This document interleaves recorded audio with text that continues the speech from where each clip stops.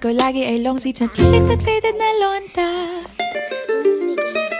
Pero noong makilala kita, nagbagong bigla ang aking timpla. Natutuwa ko na magpariban at mag-ahit ng kilay at least once a month. Hindi ko alam kung anong meron ka na sa akin ay nagpalambot ng bigla. Sinong mag-aakalang lalaki pala ang bibiyag sa tulad kong tigring gala.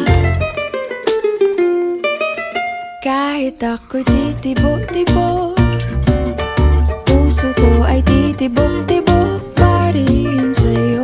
Isang halik mo lamang at ako ay tinatablan, at ang aking pagkababae ay nabubuhayan na para bang bulaklak na namumukadkad. Dahil alaga mo sa dilig at katamtamang sikat ng araw-araw mong pag-ibig sa aking buhay.